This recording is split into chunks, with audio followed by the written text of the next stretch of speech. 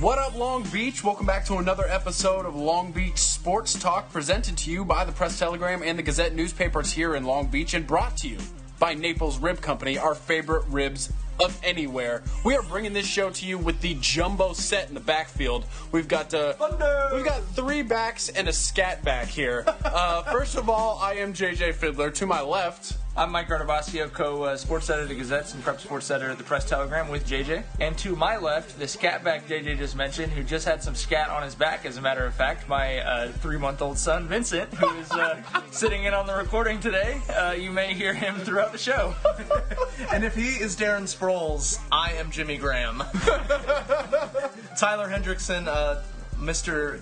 Do-It-All, do a little bit of everything, and I am here to tell you, you obviously already know that you like us based on how this show has started. So get in touch with us on the social media, Facebook, Instagram, where we're putting up photos all the time, filter or no filter. We're not afraid. And specifically, I think one of the best places to get in touch with us is on Twitter, at PT Gazette Sports, just the one S in the middle there, where there's a lot of opportunities to interact with us and ask questions, whatever you want to do. So find us on the social media. It's a great opportunity to get to know us better. Well, and if you want to make sure you're getting all of the content we're producing, since it is in both of those newspapers now, the two best publications going in Long Beach, you want to make sure that you're subscribed in every possible way. You can sign up for our digital e-newsletter with the Gazette. Go to gazettesports.com and put your email address in, so you'll have that in your email inbox every single morning when you wake up. And you can call the Press-Telegram and ask for their special $52 for 7-day service for an entire year. $52, I think it's like 7 cents a day or something like that. You'll get every single Press-Telegram we put out for the next 12 months.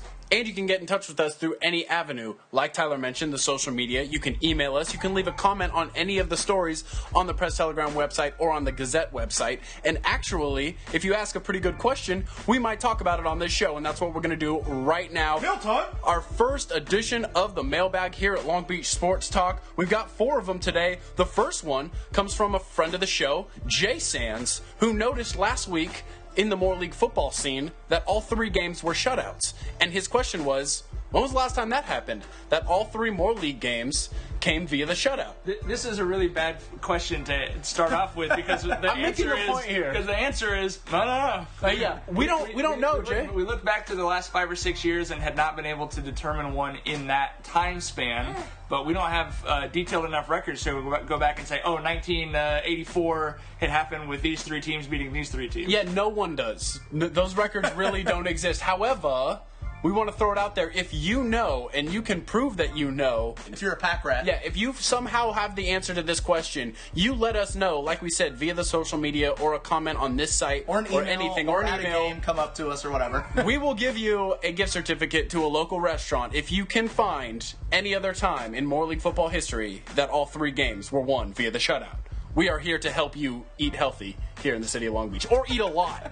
Either way, healthy or a lot. The second question, actually, I got this question in an email, and then we also got this question from Poly assistant boys basketball coach AJ Diggs via Twitter today, because I was at Long Beach State men's basketball practice, put a picture up, and he wanted to know, hey, how do they look?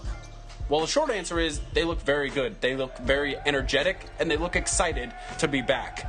And that's saying a lot compared to the way they looked a lot last season. But did anyone get kicked off the team today? No one did. And Dan Munson is excited with this group. The first thing he said when they linked up as a chain after practice was, I love this team.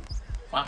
And that says, like I said, that says a lot. That's high praise, and they've got a lot to replace. I mean, you've got a second-round draft pick, James Ennis, off that team, who was playing in the Miami Heat organization, is now overseas. So there's talent to replace and a lot of question marks with that team. But it seems like they're going to have better depth in the backcourt, which I think was a problem last year for them. Better depth. They're going to have Watson. They're going to have Jones back. Obviously, Caffey is back as well. And better chemistry.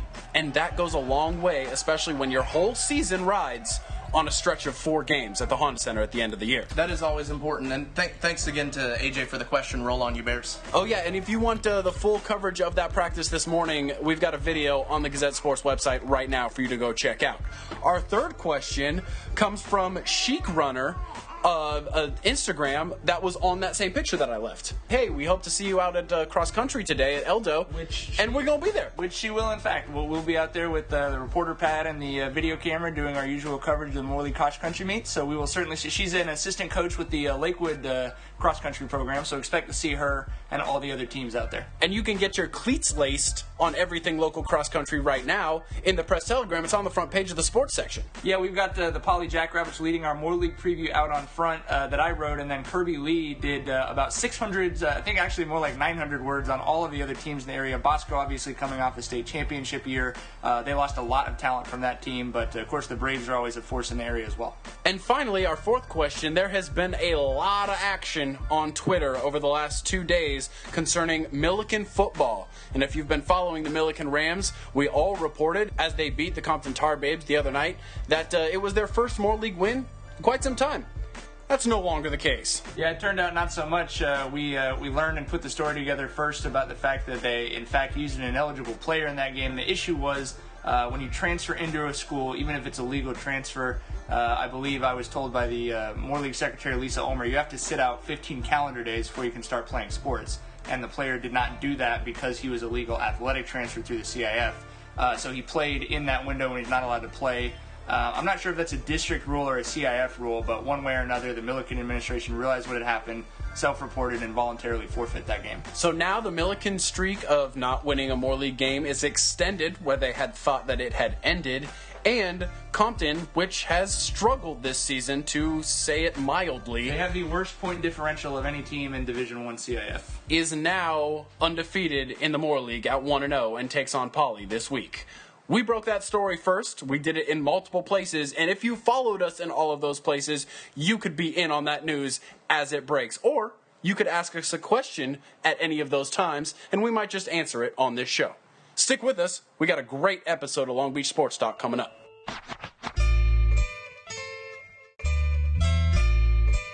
You get your Christmas lights in March. You're not paying what they're marking you up for. You're not going to have a trick-or-treat. You cannot do the same thing with pumpkins, though.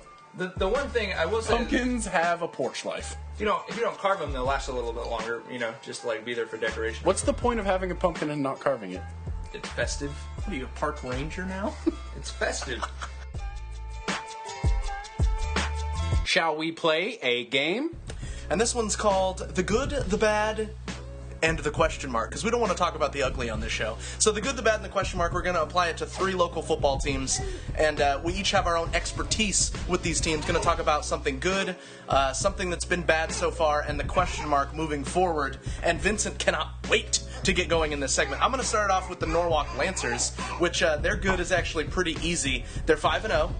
And they are the number 1 ranked team in their division, so that's a pretty easy good. They've also limited star Rashad Penny's touches in each of their games to try to keep him rested. And he's still balling. The bad would be that they've only played 1 team with a winning record, that was Diamond Bar, and they haven't necessarily been in too many close games recently, so you wonder how tested they're going to be moving through this season. That leads to the question mark, which is that the Lancers are sort of, you want to call it one-dimensional because they really just run the ball a lot with that double wing. They're very good at it, but if they get behind in a playoff game on the road in a tough environment, if they haven't been tested and they can't really throw the ball too well or they don't have too much practice at it, will that come back to bite them? But obviously, a lot of good things for a 5-0 football team. Norwalk Lancers looking pretty good. Well, I think that's a good question mark because we see that all the time. That happened with Bakersfield when they were playing Poly. Poly goes up by 2 touchdowns. Bakersfield never throws the ball. Well, what are you going to do? They basically ran the clock out on themselves. Well, and speaking of Poly, Mike, give us your good, bad question mark for the Jackrabbits. So the good, they're not undefeated and they're not number 1 in their division, so I can't say that the good is just them being themselves. The good would have to be the team's biggest question mark this year was definitely in the backfield because they lost 2 D1 running backs, Gerard Wicks to Washington State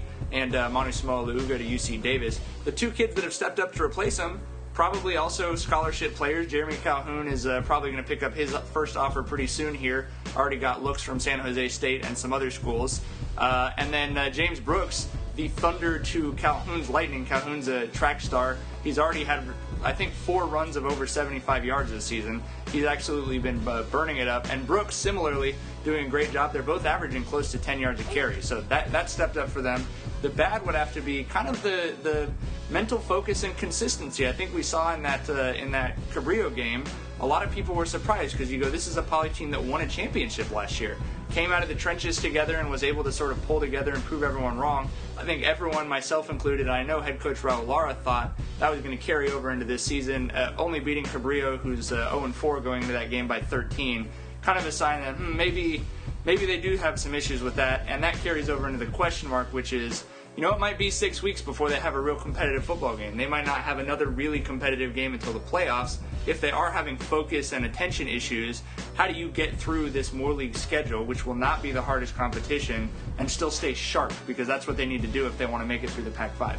And we see this a lot at a lot of levels. Can the teams flip that switch? They feel comfortable that they're talented, but haven't necessarily played their best. Can the Jackrabbits flip that switch when it comes to crunch time in the playoffs? Well, one of the teams that's going to try to give the Jackrabbits a run for their money, if they can, is the Lakewood Lancers, who have seen every single thing you could possibly see in a football season, it seems so far. The injuries, a forfeiture, blowout wins, blowout losses. The good is the return of the Red Swarm defense with outside linebackers Jared Joseph and Jared Utupo. Yes, they did go to Jared, and it was a good call. Those guys are flying around in the new 3-4 look. It's a lot like the Wayne Schmieda defenses that helped them set records for points allowed in the Pac-5 and go to back-to-back semifinals back when Jesse Scroggins was throwing the ball around. So it's great to see that defense back to the level that might take them on a playoff run. The bad has just been not finishing. Not finishing games, like 2 weeks ago against Narbonne, not finishing drives. They take it inside the 10 3 separate times against Loyola and come out with no points. Finishing practices. I talked to head coach Kenrick Jameson today, and he said that's the name of the game right now, is just finishing. But he also mentioned their biggest question mark, which is how are they going to come out of this bye week? And they did have the bye week after the Narbonne loss, and they do start their Moore League schedule this week against Wilson. But Jameson said the bye week was the worst possible timing for them because it felt like they were kind of finding their rhythm, finding their offensive rhythm, and figuring things out. You don't get to wear pads during your bye week. They kind of felt like they hit a speed bump here in the middle of their season. They are excited to have some guys back, like running back Robert Burdett, because of those injuries and an extra week to get a little bit more healthy. But he said he would have rather played last week than have to take this time off. The question mark is, how do they bounce back from that bye week, keep it rolling, and then make some noise in the Moore League? We're going to be out at a bunch of different games this week. Of course, you're going to see 3 highlight videos as well as all of our coverage and photo galleries on Saturday morning. So make sure you're checking the Press Telegram for the Long Beach area teams and the Gazettes if all you really care about is the Moore League in St. Anthony.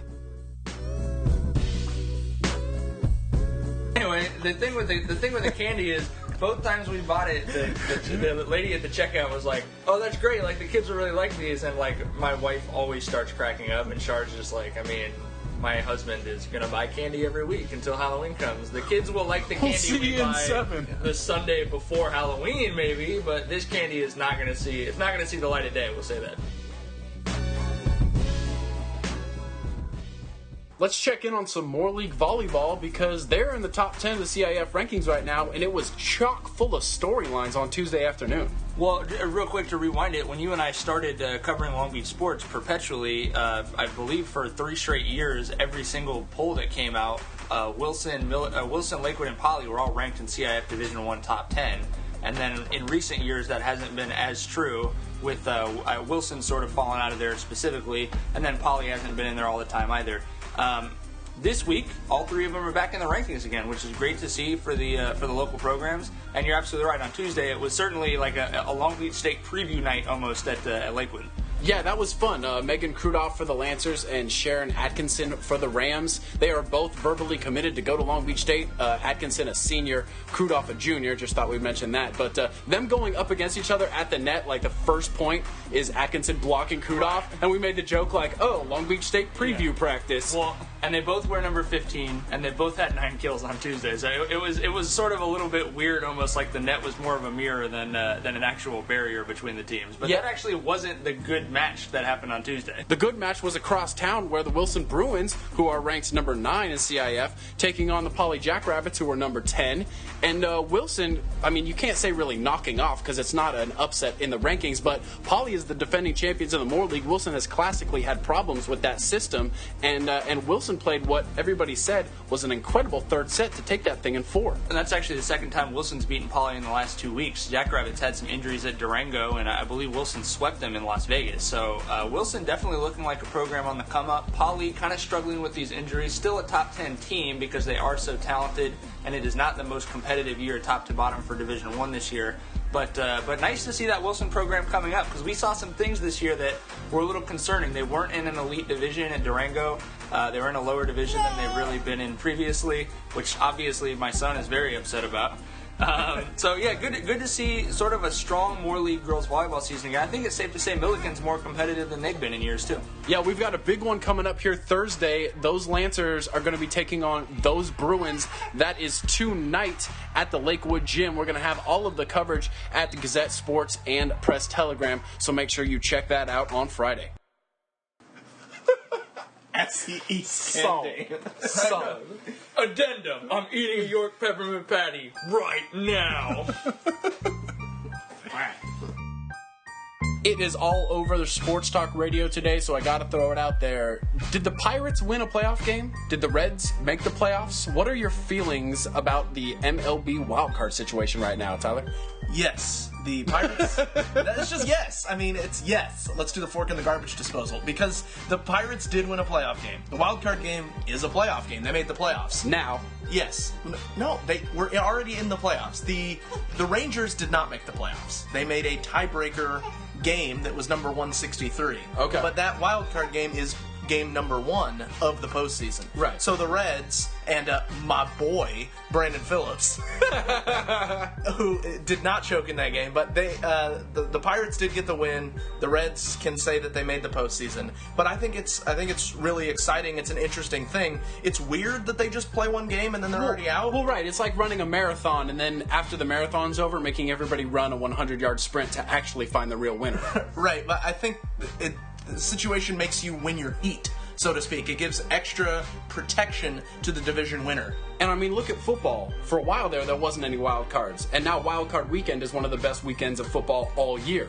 But we don't say that if, last year if you lose in wild card weekend, you didn't make the playoffs. That's just understood now. So I think gradually this will stop being an issue, and then we will accept that everybody who made the wild card round is then in the playoffs. But do you think that there's a point down the road where they do figure out a way to add a couple more games, maybe play 2 games in one city, and then you have to travel to the other city to play a third game, maybe move the playoffs up, move the season around? I just think that the one thing that people will talk about is that it's a one-off. Right. And baseball's not supposed to be a one-off. Well, and if something fluky happens, like an infield fly rule or something, we've already seen that. So I think that would be better, but that's a lot of games. And I think what would have to happen is you'd have to move the season up, maybe shorten the season, but obviously baseball people very reluctant to make big changes like that. It starts to affect your records. But I would think it would be better to have some sort of mini-series, maybe even do it like soccer and start to include run differential, do like return legs and stuff like that. But I know, but baseball always hates doing like run differential and all that kind of stuff. Look at CIF Division I baseball here in Southern California. We talk about it every year. That's one of the highest quality and tightly contested playoff brackets in the nation. Yeah. And it's a one-off. And it really doesn't feel right. It depends on who you're playing, where you're playing them, who they're pitching, what type of arms you have, what type of team you are.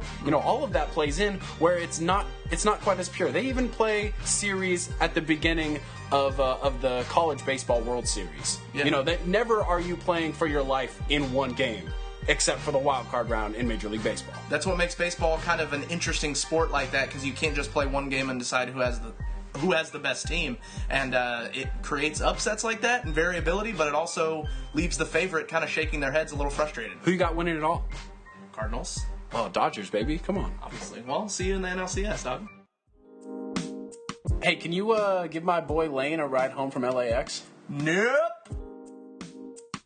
Before we get out of here, we have got a huge week of local sports coming up, but it starts on the weekend with a bunch of football, and I saw some really interesting lines in the Press Telegram today for the NFL, and I want to get your thoughts on them. First, we've got Seattle at Indianapolis. Seattle is laying 2.5, so the Colts are home dogs to the Seahawks, which is not something the Seahawks have seen very often in recent history. No, I mean, the Colts to me are an easy pick, and not just because I find the Seahawks to be disgusting and detestable, but Niners fan. If you look at the Seahawks record on the road, I would never take the Seahawks on the road because regardless of even against not good teams, their winning percentage is not very good on the road. Very susceptible. You know they're probably going to get caught up eventually. They already went on the road to Houston. Now they're on the road for the second straight week. And the Colts are good inside the drum. I think that Seattle has been questionable on the road, so I would definitely take those points because I think the Colts are going to win it anyway. Just as the Seahawks players are artificially enhanced by all kinds of steroids. All right. Next line, please. I'm taking the Colts, their too. Stadium artificially enhances their performance because it was designed to be louder than Seattle fans are actually capable of being loud. All right, hashtag 12 man. At Green Bay,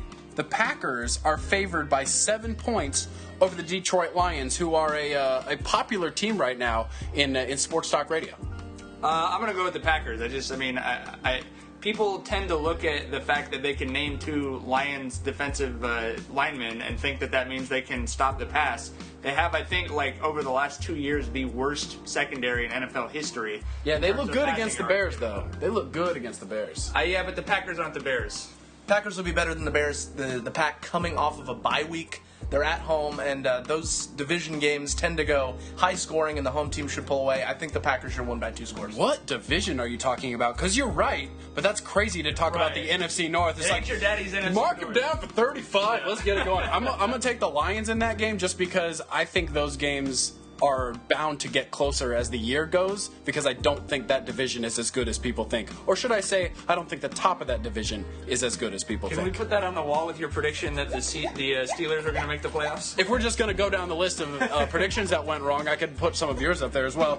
Moving on, we've got Denver, 7-point favorites at Dallas. I don't think that's nearly enough. Not even close. Okay, no. I think we all agree. Can I ask the question, how high would that spread have to go for you to take the Cowboys? Because even at 21, I might take the Broncos. Ooh, 21 points at home? To be honest with you. Yeah, I mean, it's hard to go against the... Yeah, I'd say under 20, I'd think about it. Under 17, I'd probably do it. Yeah, you'd have to give me 17 points to even consider taking Dallas in that game. Because Dallas can definitely move the ball, and the Broncos secondary hasn't necessarily been the sharpest. So I feel like at least garbage time that the boys can keep it close, and obviously they'll be fired up for that game. But yeah, the Broncos should have no problem winning that game, and every time the Broncos win, they blow it out because Peyton Manning is unstoppable. It's going to be a great week of football. I can tell you that much. We've got some good games lined up on Friday. Obviously, Saturday's going to be chock full, as is Sunday. And we've got those other sports we were mentioning as well. So you have got to get in contact with us through GazetteSports.com, through the Press Telegram, and through Long Beach Sports Talk. This has been another episode of Long Beach Sports Talk. And for everybody at the Press Telegram, Gazette Sports, GazetteSports.com, and everybody who helps out with this show, for Tyler, for Mike, for Vincent, for JJ, for everybody else in Long Beach who loves sports, it just doesn't make we sense will see you in the stands this weekend. Take care, y'all. JJ. Peace. Excuse me. I'm going to start that over.